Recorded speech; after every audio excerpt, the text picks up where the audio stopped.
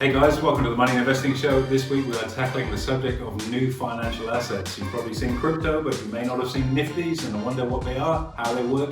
You're going to find out in here. And what you're going to be surprised at is that even though many people might see them as risky, maybe they're a little bit less risky than the more traditional investment assets that are out there. Enjoy the show. See you on the other side.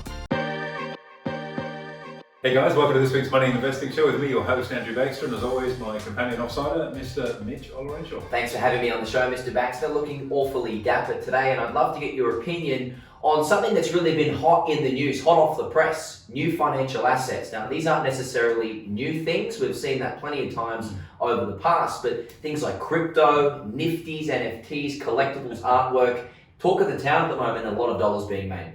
Absolutely. I guess the whole world shifted with the current low interest rate environment that we're saddled with, and so investors are being forced to look under different rocks than perhaps they would ordinarily do in order to make a return. And look, yeah, there's a couple of big ones that are current, but this is by no means a new conversation, that's for sure. And if we look back through history, our bread and butter is in the option space, of course. It's been around since 1974. We had the warrants explosion that we saw in the 90s and the early 2000s, CFDs in the early 2000s. Let's not forget, of course, the global financial crisis, collateralized debt obligations, CDOs, swaps. So there's always something new that comes into the investment space, and some stick, some go, and some leave a fair trail of carnage behind them, CDOs probably being the best example of that. And part of the reason, of course, for the amount of damage that they left during the GFC is because nobody really properly understood what they were doing. That's the challenge, because when something's new, it's very tough to regulate because you're not exactly sure on the mechanics behind it. But then again, there's plenty of money to be made in these areas as well. So probably a good place to start, just as a broad overview, AB, what is a financial asset? We can talk about stocks, obviously we know that one, but just more broadly. It's any asset that you can buy effectively that you are looking to make some sort of gain or return out of. So it could be interest bearing, like a bond or some sort of debenture, or it could be stock or a derivative, futures, options, CFDs, warrants and so on are all in that space. And so it can be an asset that you buy with a view to making money from it, either appreciating in value or an income flow that comes from it. Really simple. It's a pretty simple definition. I like it, and a really good place to start in terms of something that really has certainly exploded over probably the last 5 years would be cryptocurrency. Absolutely. What are your thoughts? Look, crypto, it's not me. I don't have a great deal of skill set in that space. It's something I've been watching from the sidelines, and like everyone that's watched from the sidelines, you kind of wish you were in. Yeah. That said, I've focused on what I do and I've done well out of it. So, it's one of those things, you've got to find something that resonates with you, I suppose.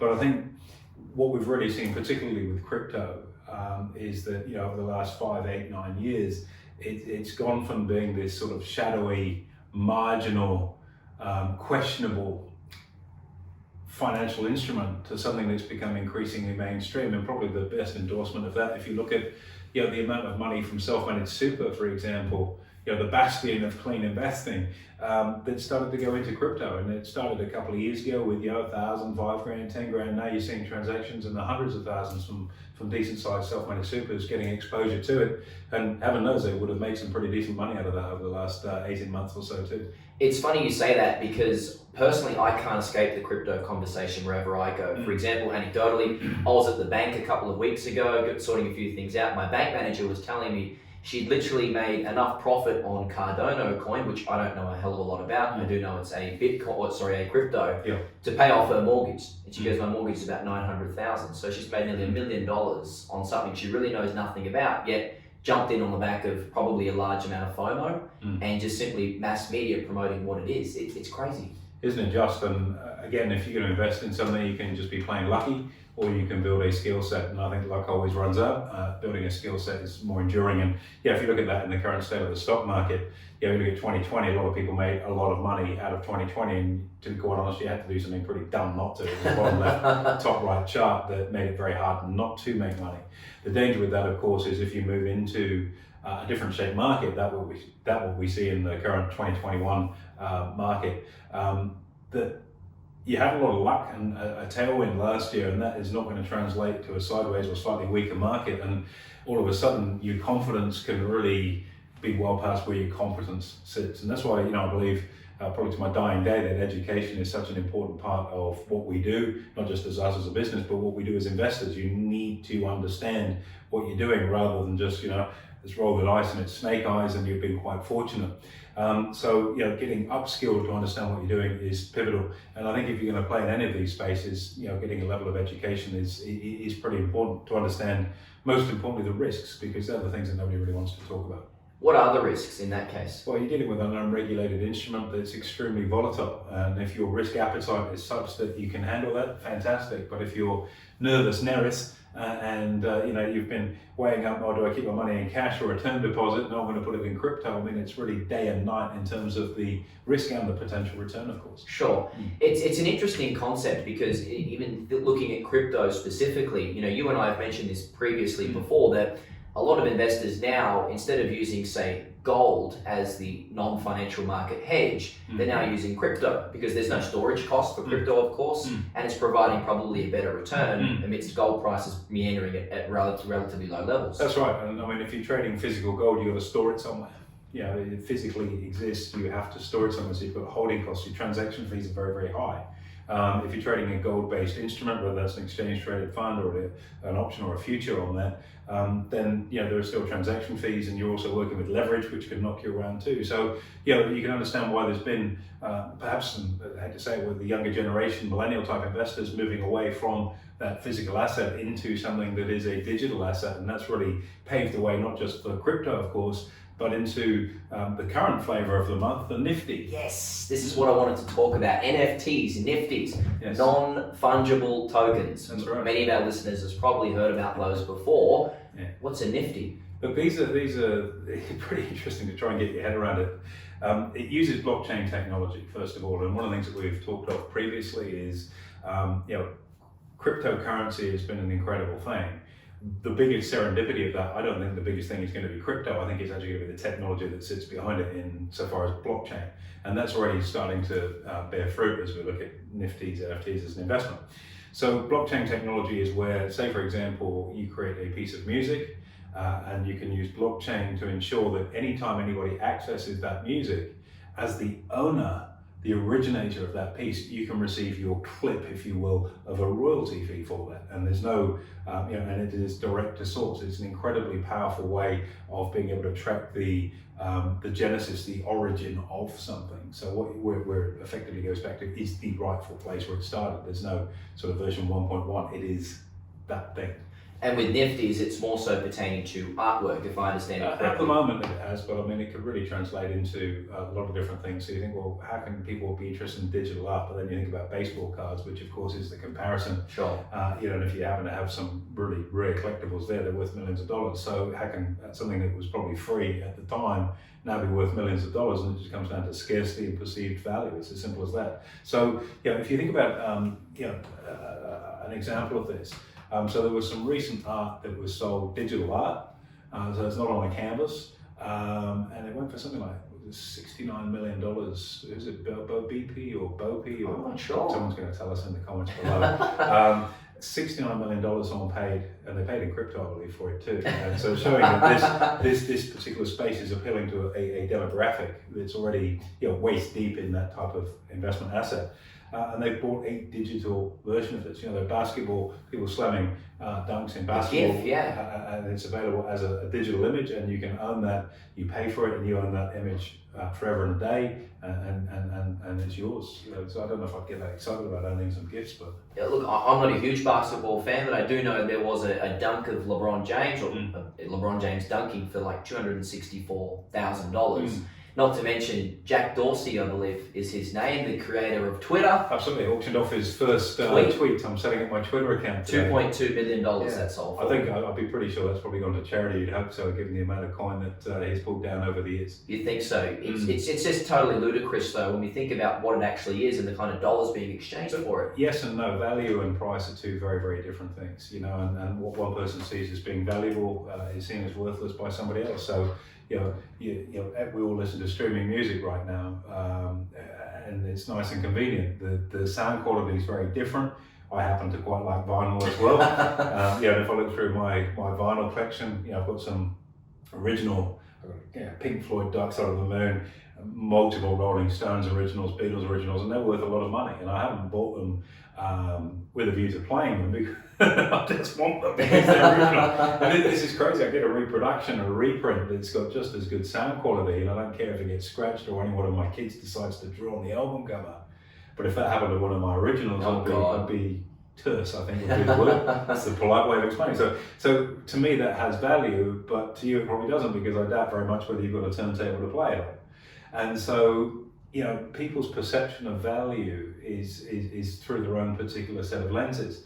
And it's important that we're aware that when we talk about investors, people talk to baby boomers, which are moving through the cycle and getting older, and without sounding too cold, at some point in the next 15, 20 years going to move out of the cycle and be gone, just on the basis of age. There's a new generation of people coming through, and what they see as being valuable is really different. You can look at classic cars. There was just an auction in Perth. I think it was somebody went bust over there, and there's like first or last edition Holden Commodores. It wouldn't be my cup of tea. I wouldn't buy one. I wouldn't take one as a gift. I'd much prefer my car, but it's selling for millions of dollars because somebody sees some value in that. So it's like beauty's in the eye of the beholder. So too are investments. And so it's a question of what people see as value is based on the lenses that they have. And heaven knows the track record of some of the nifty and certainly crypto have really blown all of the skeptics, myself included, out of the water, and you can't argue with the performance figure. It's crazy. It really is. But it will pop. It will pop. All bubbles do. Yeah, and then it'll go again. And look, if we talk about something now, transition that to something maybe a little bit more robust that the older generation may be more familiar with. You mentioned, classic cars. What about collectibles? So physical baseball cards, for example, or artwork that's physical. Got a lot of people making a lot of money out of that too. Absolutely.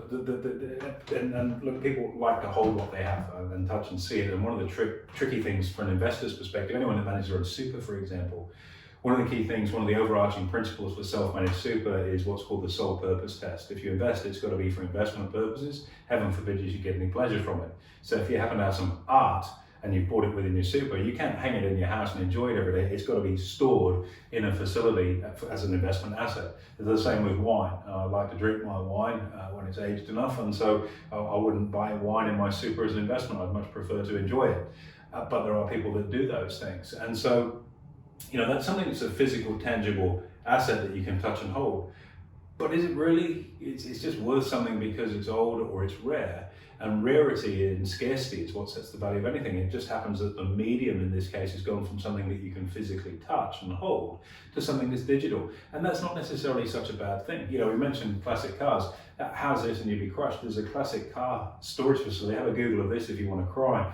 That's had a fire. I don't know if it's an insurance job or not. And you look at the cars that are being destroyed in there, and they're cars that are worth literally millions and millions of dollars, and they, even though there'll be an insurance payout, they are not replaceable because they are one-offs. You're not going to get Keith Richards' 1974 Ferrari Dino if it's burnt and it's gone.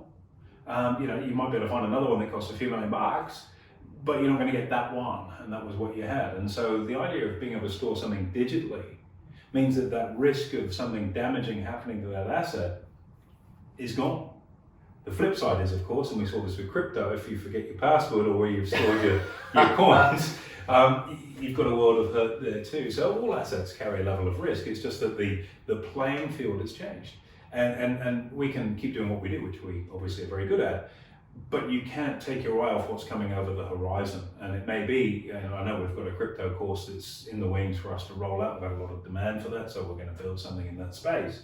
But there will continue to be things nifty right now. There might be Nifty Mark II in a year or two's time, and that'll be the next thing that comes out. And you have to see what's coming. And a lot of investors will sort of pour water on it. What a waste of time! Can't believe anyone would do that. But really, it's no different to owning a classic car, is it? And that's something that most people would sort of, I can kind of see the value in that. It comes back to that diffusion of innovation curve, which the early adopters, absolutely. Yeah, innovators, and then to mainstream. Yeah. Right now, we're probably in that early adoption space, especially in the case of Nifties. Yeah. And where that comes in the future poses the $1 million question to you here, AB. How do you make some money from this? I think before you invest in yourself and find out how it works. You just look at, like it's like a car boot sale or a garage sale. Sometimes you're going to unearth a bit of treasure, and sometimes you're going to buy a bit of junk. And I guess that's the skill in knowing what you're doing, and that can translate to in financial markets. And so upskill, know how these things work, know the risks most importantly, and understand the liquidity, if you will, if you need or want to dispose of that. You know, in traditional assets, there's a known market for being able to do that. With crypto, there's a known market for being able to do that. It's pretty volatile, but nonetheless you can do it. What does Nifty look like when the spotlight moves from artist A that just flogged something for $69 million to he's just sold out and it's way too commercial these days, to artist B, the up and comer, and you try and flog the work that you bought from artist A and it's worthless. It's no different to the art world. It's just taught in a different way.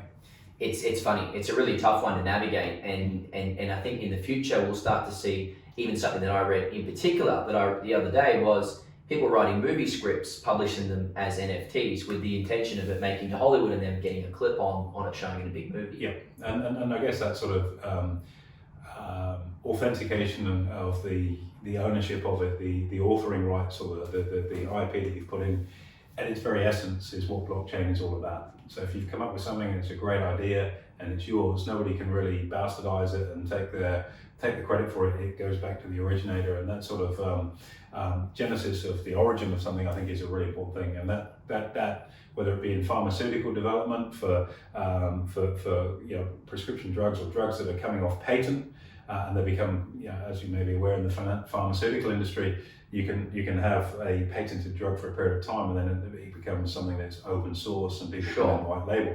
And this is a way perhaps where if you've got the formula for that particular pharmaceutical product, you can continue to be paid even if it's a white label version of that. So that's where blockchain is an amazing thing to understand. And I'm only just beginning to get my head around it. There's so much more to learn, and rest assured I'll get good at it and I'll make some money from it. But at the moment, it's one of those things that you look at in awe at the very, very, very early innovators and go, well, they were there early.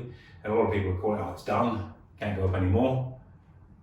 We beg to differ. Yeah, it can and it will, because that next range of, so your early adopters will move into your innovators, and then it will become mainstream. And when that happens, man, there'll be some big dollars to be made in there. Absolutely. Well, look, I think the message here is get educated and know what you're doing first. Maybe with something more traditional before stepping into the unknown realm. I wonder if we can make this podcast an NFT.